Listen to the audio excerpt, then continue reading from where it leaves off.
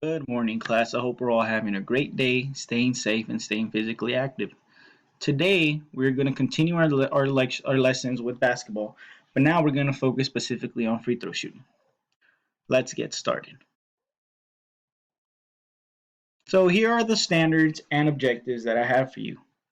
So, by the end of this whole lesson, students will be able to perform a free throw following 6 out of the 8 critical features.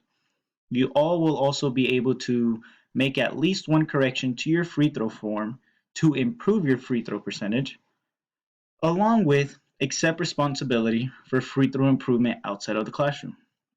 There will be an activity that I am going to need you all to complete outside of this class, and you will be responsible to bring that into our next class meeting. So let's start the class off with a couple questions. Do free throws matter? Think about it for a second. Do free throws matter in the sport of basketball?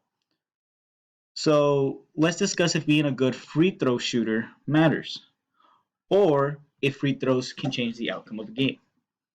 Hopefully, by the end of this lesson, we will all have a better understanding if free throws matter or not. So here's some of the importance of free throws. Free throws can decide if you win or lose the game. Sometimes we'll be in a game and you could win by single digits or you can lose by single digits. Imagine losing by 1 point and you shot 4 free throws and missed all 4 free throws. If you make one of those 4 free throws, you tie the game. If you make two, you could potentially win a game. So free throws are very important, especially for the close games that we could potentially have. Now, if you're not good at free throws, you could be a target for the opposing team to foul. I don't know if you've ever heard of the Hack-a-Shaq. Pretty much Shaquille O'Neal, when he used to play, he used to be horrible at shooting free throws. So bad. At the end of games, the other team would forcefully foul him to put him on the free throw line because they knew he was probably going to miss both free throws, which gives the team the opportunity to come back into the game and win those close games. So now if you want to play more time, especially in the fourth quarter or in close games, you have to be good at free throw shooting. If not, most of the times you're going to end up on the bench, right? So free throws are very important and it's important for us to practice. So here are the critical features that we have discussed previously in class. I'm going to go over them real quick. These are all the critical features for free throw shooting. We want to start off by having a nice athletic stance. We want to have our knees bent slightly. Our shooting hand is going to be on the center of the ball with our lead hand on the side as a guide. Now, when we are ready to shoot, we're going to bring the ball over to our head. We're going to straighten our legs as we begin to shoot. We raise our arms, extend our elbow towards the basket, flip the wrist, release the ball, and we hold this follow through. Can't see it in frame, but we're here. Release the follow through. These are our 8 critical features for shooting a free throw. Now, here's just a quick picture of the greatest of all time, Kobe Bryant, on the free throw line. It's just such a beautiful picture. I just wanted to show it to everyone here. Now, Michael Jordan, there's a video of Michael Jordan discussing free throw shooting. I want you all to take time. It's not that long, probably 2 minutes, 3 minutes. I want you all to click the link in the video. We are going to watch, you all watch this video, and you will answer the 2 questions that are here, and they're also presented in your guide. Okay, so take some time when we're all ready. We all done. I'll give you like maybe 4 or 5 minutes. Come back and we'll discuss these. All right, so now that we're back, so let's go straight into the questions. So what were some of the distractions that could occur while shooting a free throw that Michael Jordan talked about? Good job. One of them was the fans. And the other one? Good. Yourself, your own mindset. Good. Now, what mentality did he mention that when practicing free throws we should have? Great job. He said that we have to prepare every time like it's a game situation. Beautiful. All right, make sure we all have that down in our note guide. If not, make sure to fill that in. So, what are more complications that could happen while shooting free throws? So, we mentioned fans. Fans could yell, they can clap, they could throw things in the air to distract you while shooting free throws. There's your mind. You believe this is a high pressure situation, so you're overthinking and you lose your mechanics and could cause you to miss free throws. Or just simply the overthinking. Let's say you haven't been shooting well and you're overthinking, I have to get these shots down. Those are some things that could complicate the free throw. There's also exhaustion. Think about it. You're playing a game. You're running up and down the court, and we're tired. So when we get to the free throw line, we're pretty tired. So this is when we have to calm down, relax, take our time with the free throws. Those are some things that can complicate. There's mascots. They'll try to distract you. There's the same opponents that are on the court trying to talk to each other to try to distract you. Anything else we can think of? No? Okay, well, let's move on. Now, here's another YouTube video of Klay Thompson. He's going over the shooting form. So I'm going to give, this one's also like a 2-minute video, so I'll give you all 3 minutes.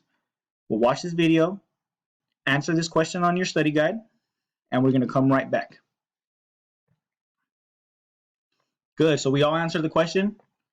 So this is all your own personal opinion, so we're not going to share. Just whatever you found useful here to improve your form, write it down, and I'll make sure to go over it when we submit these papers. Good. Now, this is just something fun that we can all watch later. I'm not going to take time out of class to watch these right now, but these are just some free throw bloopers. I found them pretty funny. When we have time, just feel free to look at these. Look at some of the mistakes that professional athletes have while shooting free throws. So now that we have a little bit and we remember how to shoot free throws and we've gone over a couple of videos, I want to talk about calculating free throw percentage. So in order to find out your percentage, we are going to need 2 things. 1 is going to be how many free throws you shot, and 2 is how many free throws you actually made. So when we have that information, now we're able to calculate with simple math. So this is how we do it. Let's say you shot 10 free throws and you made 7 of them. So what we're going to do is we're going to divide the number of free throws made by the amount taken. So in this example, 7 divided by 10. That gives us 0.7 when we punch it into the calculator. All we have to do is move the decimal over to the right 2 places, and that ends up giving us a percentage of 70%. That makes sense, everyone? Okay, so what we're going to do is we are going to practice. I have 3 examples here that you also have on your study guide that I will give you all a couple minutes to answer. Then we'll come back and we're going to go over it. All right, let's do it. Great, so we're back. Now, let's go with question 1, Billy. So Billy shot 10 free throws and he made 8. So what is Billy's free throw percentage? Great job. It is 80%. Now let's go to question 2 with Anna. Anna shot 20 free throws and she made 13. What is Anna's free throw percentage? Good job, everyone. 65%. Now, this last one might be a little bit complicated, so let's see if you guys got this. Julian shot 32 free throws, and he made 28 free throws. So what's Julian's free throw percentage? Okay, this is where we get a little bit mixed answers, but it's fine. It's around the 87.5% range. So if you got 87%, 88%, that's fine. I didn't talk about the decimal. That's okay. As long as we're in that range, we'll be fine. So real quick, this is just a little screenshot that I got together of the NBA's 4th quarter free throw percentage of the 2020 season. So as we see right here, we got James Harden at the top and Giannis Antetokounmpo at number 2. So again, like I mentioned, James Harden, Antetokounmpo were the 2 players that had the highest free throw attempts in the 2020 season in the 4th quarter. Now, if you see, Antetokounmpo only made 68.7% of his free throw attempts in the 4th quarter, compared to James Harden, who made 86%. 0.6. If you look on the right side of the screenshot, I'll go to it right now. Devin Booker and Chris Paul shot over 90% of their free throws. They made 90% of their free throws. So here's Devin Booker. He attempted 60 free throws, made 56, gives him a 93.3 free throw percentage. Chris Paul shot 58, made 54, 93.1. I believe they are the only ones in this list that are at the 90 percentile of free throw shooting, which is really good. And now they happen to be teammates. So something interesting that I found was Giannis Antetokounmpo, LeBron James, and Montrezl Harrell in this 2020 season were in the top 10 of free throw attempts, but they were under 70% on their free throws. So for them, as a coach or as a player for themselves, they should really emphasize free throw shooting for the 2021 season to help their team in close game situations, right? It makes sense because if you're going to play in the fourth quarter and you're in the top 10 of free throw attempts, you should probably be a little better at free throw shooting. So that's something that they should work on. So now I have an activity for us to do. Each one of us is going to get a stopwatch, either an actual stopwatch or on your phone, iPad, whatever it is, a stopwatch, and you're going to shoot free throws for 1 minute. I need you to record how many shots you attempted and how many you actually made. We are going to perform this skill 3 times.